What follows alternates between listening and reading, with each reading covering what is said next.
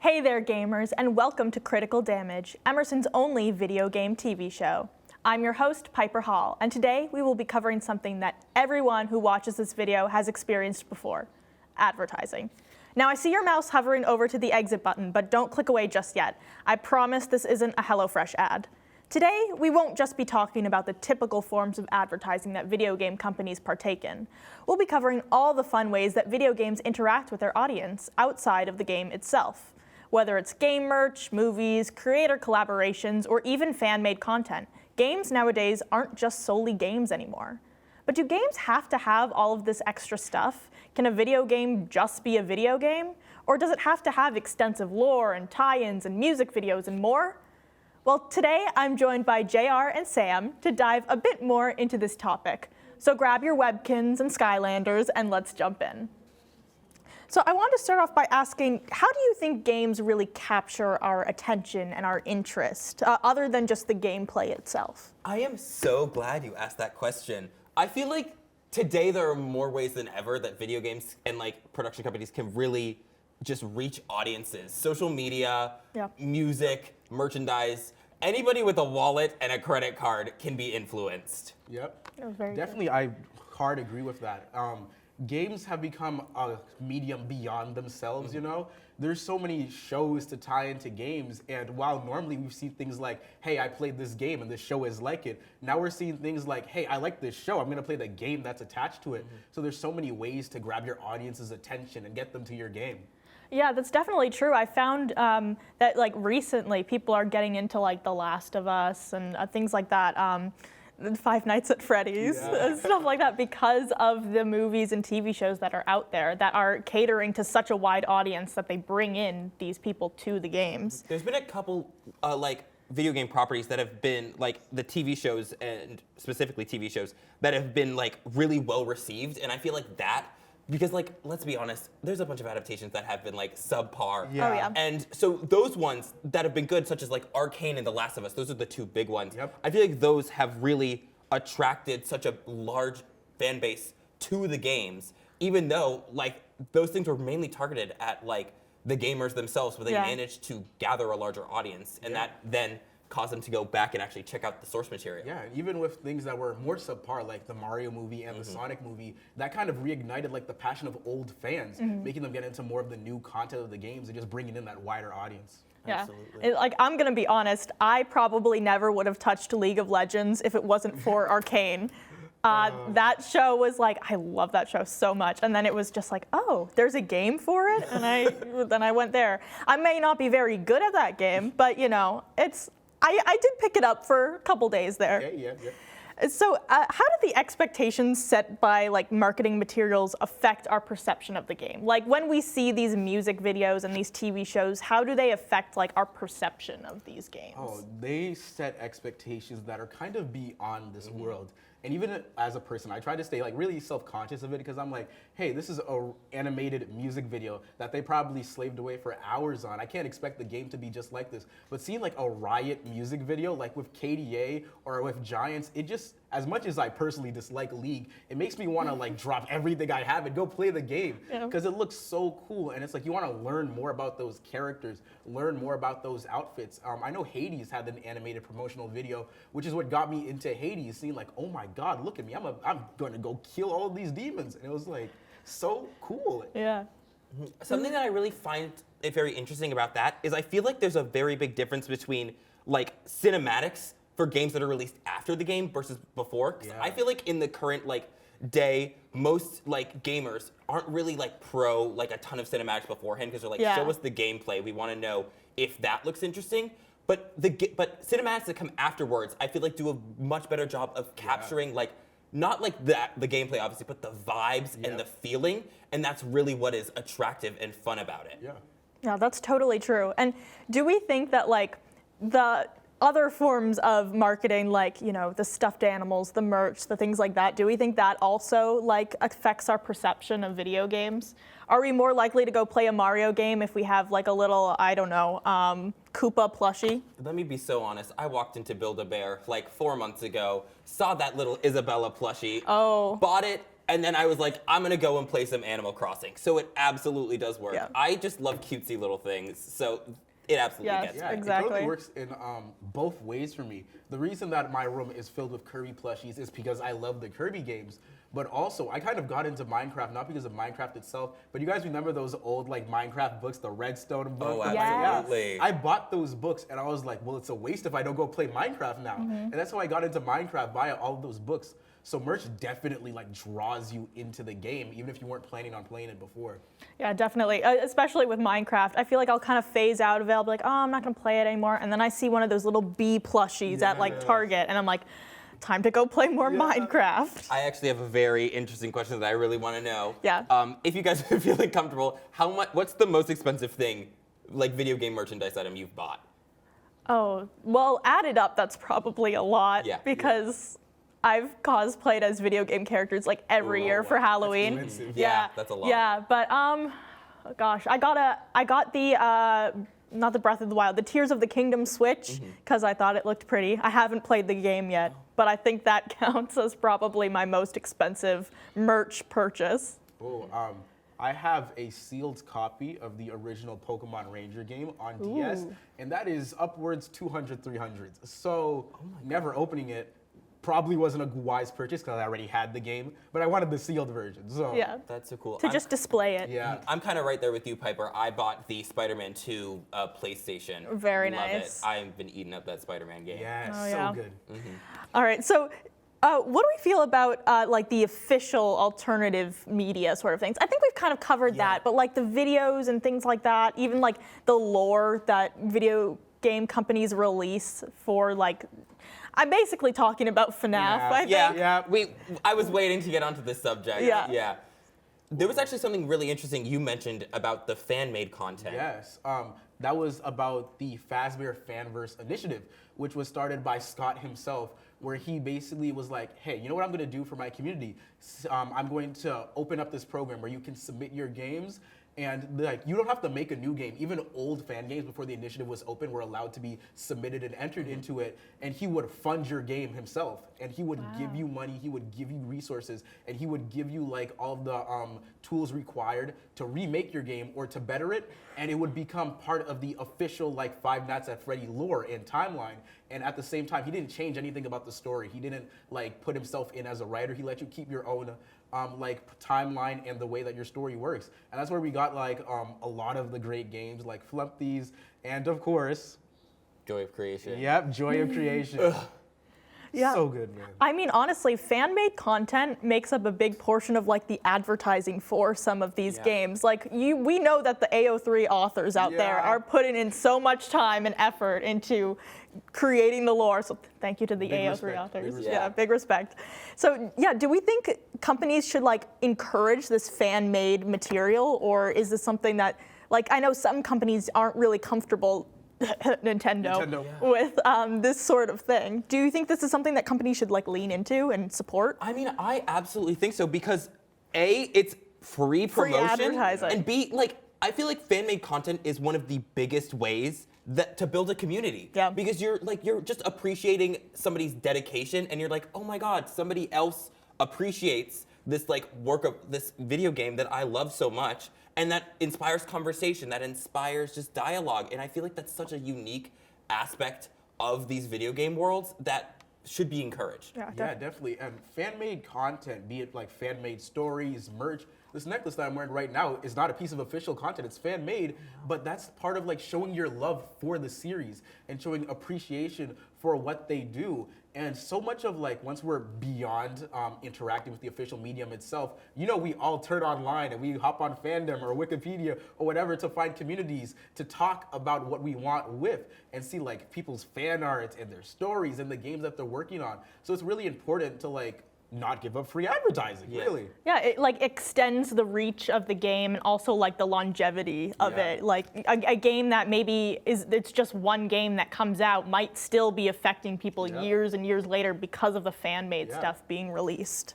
Yeah, I think it's really interesting. And how do you think these, like, I know we talked a little bit about like the fan art, fan sort of things, but how do we think the game companies themselves create audiences outside of the game? Well, I mean, I feel like it's just down to like having the right mindset. Yeah. Like the I kind of just talked about this a little bit, but the game companies need to be open to just like fan input, fan creativity, because you need to give what you want to receive. And if you're not like encouraging and creating a nice space for your fans, then the fans aren't gonna respect it and you're not gonna have a maintained audience. Yeah, and definitely, I agree. Companies should keep their doors open for their fan-made content. Great example, Sega. Sonic Mania was a fan game originally, and most people who worked on that fan game got switched to the Sonic Mania official team to create that game, and Sega put that game out. And I'm not saying that every company needs to be like Sega and let your fans make games for you that you can publish, but you should at least try to reach out and recognize your fandom beyond just being like, hey guys, thanks for supporting us, buy our $60 game, possibly 70. But you really want to open up your doors and just embrace what the fans have to offer to you. I think the real, like, the big question here is, do we think video games have to partake in all of these things? Do they need to have content outside of the game itself, or can a game just exist as a game? I think, unfortunately, at this point in time, no. As much as I would like to say that, yes, a game can simply exist on its own and be a game, there are a ton of games that truly like exist on their own that a lot of people haven't heard of. One of my favorite horror games ever, Nobody Lives Under the Lighthouse, doesn't have any extensive lore or any theories to really dive into it. It's just a self-standing game by itself. Everything's contained within it, and it's not very popular because you can get like maybe one video out of it on a YouTube channel, but then nothing else. And that's against like horror games like, of course, FNAF, where there's so much to dive into. There's the books, the movie now, the games, the everything to immerse yourself into. And that's why it's so popular, because it has that longevity. But games like that, when they're one and done, there's not much you can do with them, and they often end up forgotten. I mean, if Matt Pat can't make a theory about it, then what are you going to do? Yeah. Is it really a horror game? Yeah. I like wholeheartedly agree. I feel like just gaming has become so mainstream nowadays, and there's just so many new projects coming out at any given time that it's important to stand out. It's important to make a name, and to just, because even like franchises, like what's gonna make you buy the new Call of Duty if you're a Call of Duty fan? Even like a big industry like COD, they have to be like, this is why you should buy the game. They make an important message and they attract fans that way. Yeah, I really think that that what we've come to realize is that a video game just can't be a video game anymore. It's got to reach these other channels of communication and reach a much bigger audience. Definitely. Yeah. And popularized by Riot Games, of course. Riot Games has just been putting out so much content that it's hard to compete with Riot Games, especially now that they're getting people like Lil Nas X on. It's like, oh gosh, they're reaching these levels of crossing communities together, because originally Lil Nas X fans and League of Legends fans were worlds apart. But now here they are united under the same flag, and Riot just keeps building and building and building. And if you even want a fraction of that, you can't just be a game. All right, well, I think it's about time we send it over to Sarah and Sakai for our first frame news. Take it away, guys.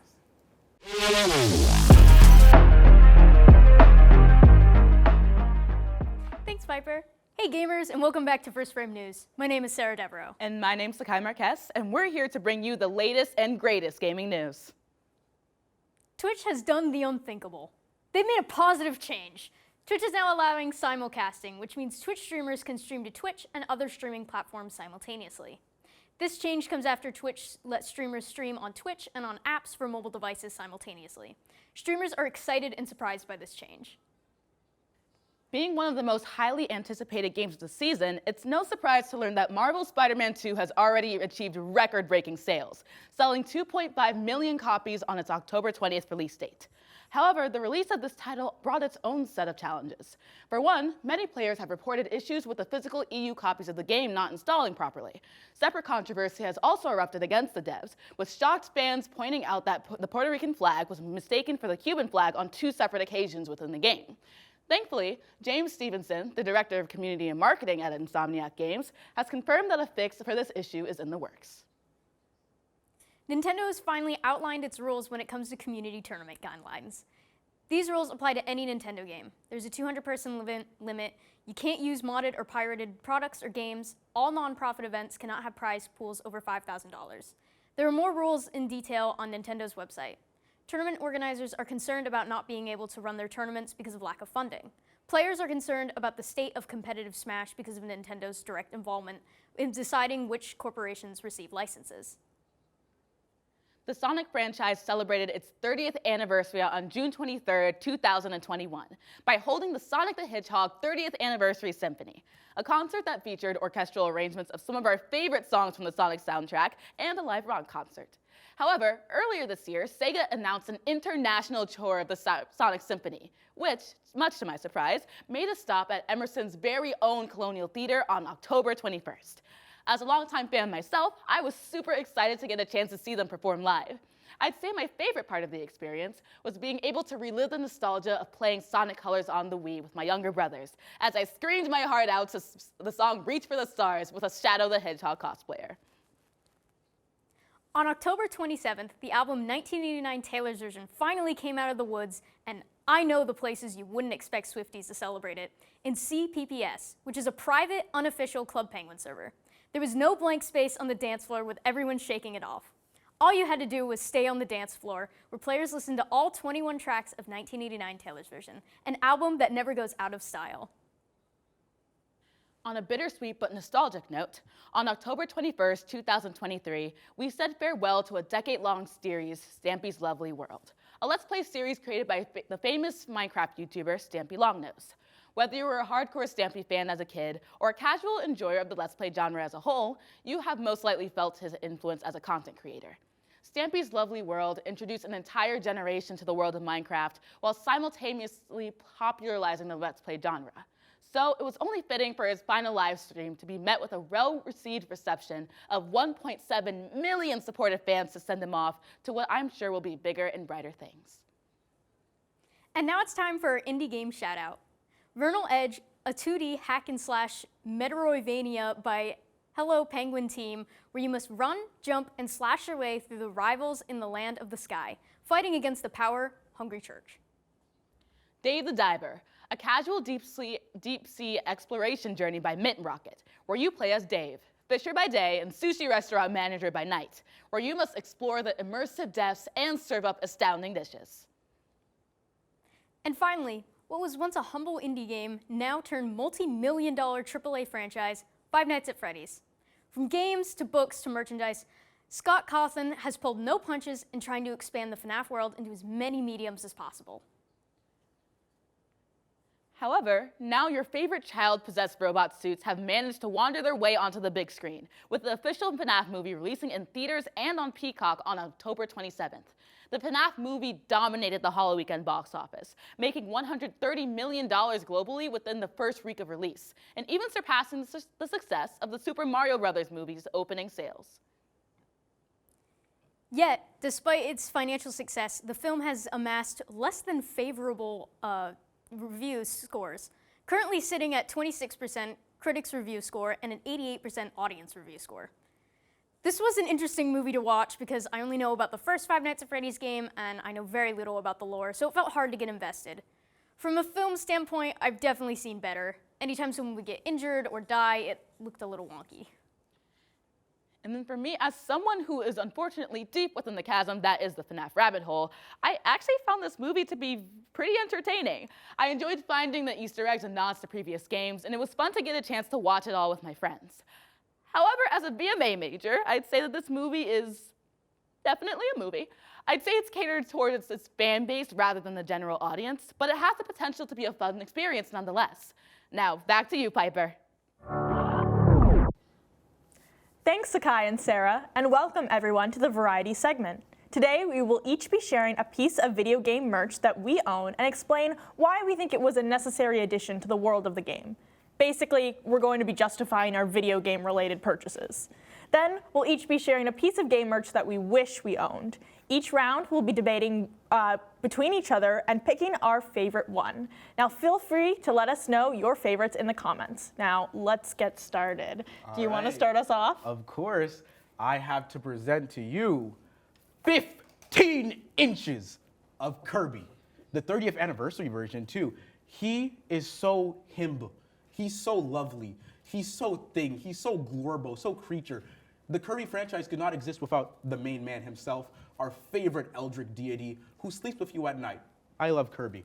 Is he very soft? He's so soft. Hey, can I like He's feel so him? he's so squishy. He's so He is itchy. very soft. Everyone should feel him. Yeah. All right. All right. I do not have a big guy, but I think sometimes the best things come in tiny little packages. I think this is Moogle. I call him King Moggle. That's not his name, but I call him that anyway. I got him, fun fact, at my first ever convention, which was about 2 years ago. His arm fell off, but that's okay. And I just like him because he's like part of like one of the races of one of my favorite characters in the Final Fantasy franchise. Well, not so much characters, more so like monsters, creatures in general. But they're just silly little guys, and I think honestly it just lightens the mood in Final Fantasy, and just It's so cute. he's him. Does he come with a handicap parking ticket? What? Unfortunately, does not. All right, so I'm boring because I'm a writing, literature, and publishing major. So I brought a book with me. Whoa! So this, because I'm me, it's a Life is Strange book, which I think is really cool because it starts with, this side is like the school like yearbook, and then this side is like the town guide, so it's like 2 books. 2 books. And let me find a good page. That's not a good page. Yeah, this is, and it shows some of the concept art from the game, and I think it's really Very cool. pretty. And then in the margins, the characters are like writing to each other, which I think is really cute. And it like, yeah, there's lore, and it kind of adds more to like, you know, you can get to know the characters. Like they wrote all over this girl's page. I don't know what they're talking about, but you know, Wow. Steph, they've got lots to say about D&D, and you know what? That fits the vibe, right? I think it does. the vibe. So yeah, here's my little book. Is it 15 inches though? I don't know. I haven't measured this book, but you know, it's pretty cool. I think it's pretty. He's a guy.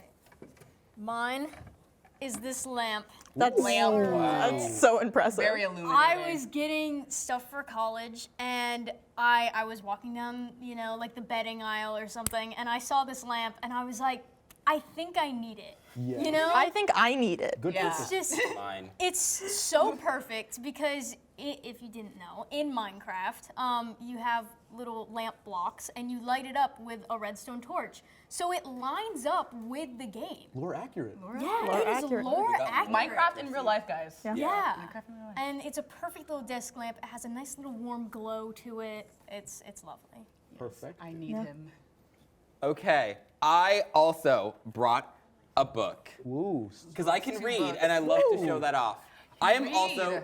sad to expose myself, a huge cyberpunk fan. So this is a cyberpunk lore book. Yeah, that's fair. This just has so many things that are interesting in the game. It talks about the different vehicles, the different gangs, a bunch of the story things. A really cool thing, and my probably favorite part of the book, is the last chapter is a fake interview with one of the characters in it, and it's like posed like there's in bold. There's like questions in how the character would respond. Like they did like a whole issue thing with like a headshot, and Oh, it's that's just cool. it's just so creatively done. And I just love looking at art and the Yeah. way that video games are designed. Yeah. And just the lore that isn't directly in the video games, but the game creators thought of. So I thought this is just a really cool thing to have. I feel like I might have been able to understand the story of Cyberpunk if I read that book. You read the book beforehand. Absolutely. Yeah. Yeah. There were so many gangs. I was so confused. There's so many games. Yeah, don't play the games. Just get the book. Play the game, please. I need more friends. Well, to you talk about the got game. to read the Just book first. Read Yeah. the book first. Read Yeah. up research on the Read book. Research. this very fun book. Awesome. We love books here on We Critical love Damage. literature. Here at Critical Damage, we can read. Yeah. We Bunch know of how to nerds. read. I can barely read, but I can read. You can read. It's a good thing these have pictures. Yeah, That's the exactly. only reason we can Makes it understand. easier. True. All right, so I think it's time for us to decide what our favorite is. Now, this is really hard because we all brought in very Really good cool stuff. I would stuff. like to point out that my book is bigger. His book is bigger than mine. I'd Very. like to point out mental health reassurance. I would like to point out that he's just a guy. And fun fact, if he had batteries in him, he would also be a lamp. So he's multifunctional. So I think. But he's not. Is it- So But that's the don't problem. work. if you put batteries in He's him. defunctional. Don't work. He can work if he tries. But is it But you're not Bad. giving him the tools he needs to thrive in life. He's handicapped. Listen, he can overcome these challenges. He hit the light was the friend we made along the way. But All right. you're not helping your friend. All right, I think I'm going to start and say, I think we kind of know who's Yeah. winning We're here. stalling, we're We're stalling. because this lamp is very, very cool. the lamp Yeah. is very, very accurate. cool. It's Lore It's so accurate cool. lamp. Minecraft in real life. Yes. Even though I do love Kirby. I'm willing to take an L to the lamp. It's a Yeah. really Yeah, cool it's a lamp. very cool lamp. I'm gonna need you to tell me where you got it after the too. show, Yeah. so we'll all have lamps. Critical Damage is going to be hosted by 5 of these. Lamps. All right, so I think next we're gonna move on to video game merch that we kind of wish we had. Maybe it's wickedly expensive, maybe it's not out yet, but these are some of the things that we really want. So if anyone wants to get us these pieces of merch, Please.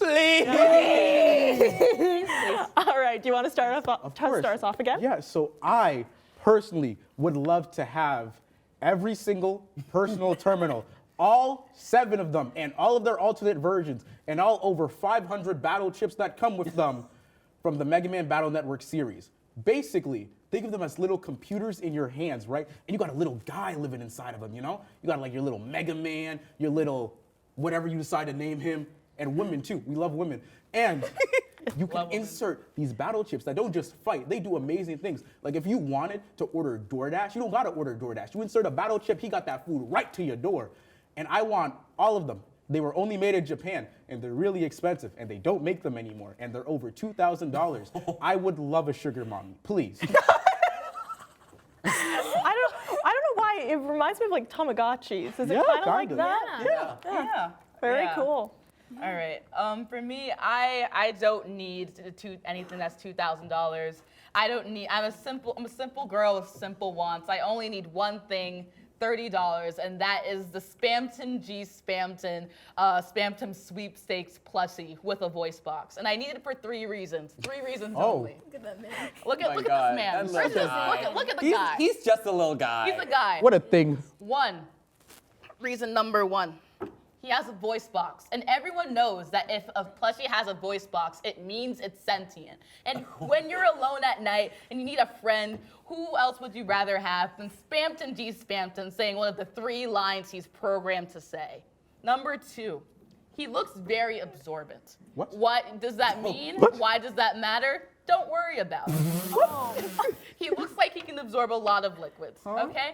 And then number 3. So you're gonna abuse that friend too? Oh my God, you're Don't just leaving worry this one about out to it. die and you just want to like use him as a paper towel? Don't worry As about a it. sponge. Bedwetter? Don't worry about it. Are you a bedwetter? Don't worry about it. Number 3. He's just a guy. True. True. That's my case. True.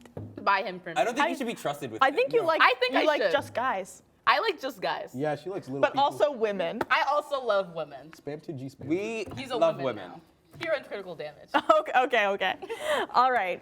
So mine is something that is not out yet, so I don't know how much it is, and I don't even really know what the whole thing looks like. Oh. But that doesn't change the fact that I want it, and it is the new Animal Crossing Lego sets. I want them all. I want all the cute little guys. I loved Legos as a kid, and I love Animal Crossing now, and I want to feel this childhood nostalgia again, but with Isabelle and Tom Nook and all the gang. I love them. In that image, I didn't see the guy with the guitar. Was it Oh, KK Slider? I love that guy. Yeah. You're my favorite. Yeah. Does Lego Yeah. Tom He's Nook so- put you into debt? You know, he might, depending on How expensive. Yeah. expensive it is. Yeah. I might be going into debt to get it, but you know what? It's worth it. So Worth it. worth it. Worth it for capitalism. Capitalism. So my item is also Minecraft related. It is 2 vinyl records, one being the alpha version of the game and one being the beta version of the game. It's the Okay. soundtrack for the game. And just I love the aesthetics of records. I love when the case looks really nice. I like when the record itself looks nice, and I feel like it just fits the vibe of the game so well. I mean, they have. So pretty. It looks Right? really Put in your cool. jukebox. Yeah. Don't they have? Jukebox. They have CD, or is it CDs or records in the game? I don't remember. Disc. Records. They- Yeah, yeah, records. it's records. Yeah, It is yeah, records. yeah. Yes. Yeah, so it's lore accurate, right? Yeah, like, And I'm all like about lore lore accuracy. accuracy. Yeah, Minecraft in real life. Yeah, Minecraft in real life. perfect. I do not care about money. I care about friendship. That's why my item is my baby girl, Jill Valentine. Item? Yeah. I do not think women are items. Please, please. Turning to the horrors of last episode. I misspoke. My video game related entity Yeah. is a woman who is a real person who I respect, love, and cherish, Jill Valentine. You are aware, though, she's not real. What? She's not real. She could be real. Chat? What? Chat, is this real?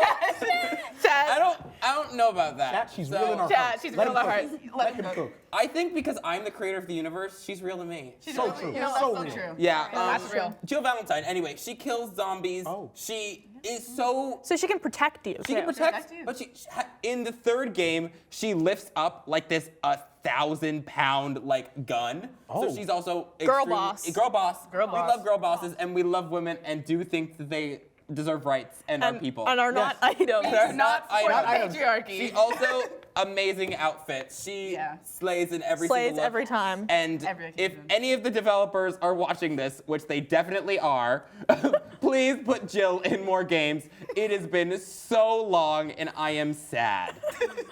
Mental health. My mental real. health For So mental real. health reasons. just declining the more and more years that it takes for Jill Valentine to come back to the Resident Evil series. I'll be your best man. Yeah, thank you.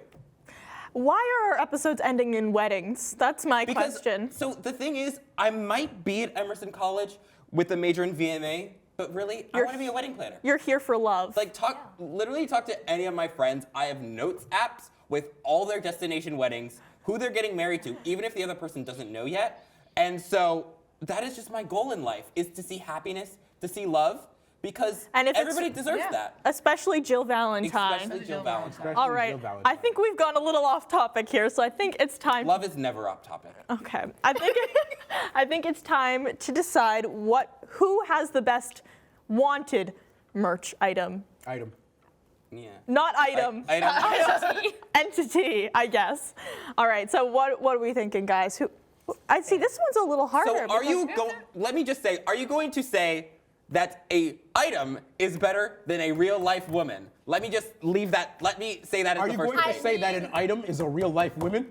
No, exactly. That's the point. I don't know about that one. I don't know. I'm kind of feeling Minecraft in real life. Like, of course, Spamton G. Spamton, my love. He is me. I am him. My little Scrimlow. However, I don't know. I feel like if you had that, and you had the lamp, I think that'd be a really cool set. I don't Just think for you should posterity. win because I don't trust you. I am so able to be trusted. I am so normal. Look at how you treat the things you have. Yeah. And He doesn't have look an at how you arm. talk about the things that you want to have. So I don't think you deserve it. I think I deserve it. I think this could be a second chance. I could turn over a new leaf. No. All right, okay. I think we should start maybe vote. Okay. See if that's how we're gonna figure it out. All right. Do you want to start us off? As much Which as one I do you would like love the best? to vote for myself because I want to rule the internet, Minecraft is so cool. Minecraft. But I choose women. You choose woman. I choose women. Woman! At the end, the last minute switch. I'm gonna choose Minecraft. I already stated my case. All right. I'm gonna make things interesting, and I'm gonna pick Jill Valentine. Wow. I picked the Legos because I will be buying the Legos at some point. Yeah, oh, yeah. That will happen. I will also, I actually will be buying the Legos, but I actually think because I am a habitual record collector who spends thousands upon thousands of dollars on records, that the Minecraft one is so cool and it's so beautiful that I will choose that. I cannot choose my own because I would be choosing my own because I believe women matter. No Mega Man love here, man. It's okay. Yeah. So sorry. So I didn't think get any love either. I think what we've determined today is that we all really like Minecraft. Yeah. like So Minecraft. And women. And women. And women. And women. And women. You love women. All right. Well, thank you all for joining me today on Critical Damage. This was a lot of fun, and I will be finding wherever you got that lamp. I'll just be taking and I this will- one. This is just mine. Me too. All right. So, and thank you all for joining us, and we'll see you next time on Critical Damage. Bye.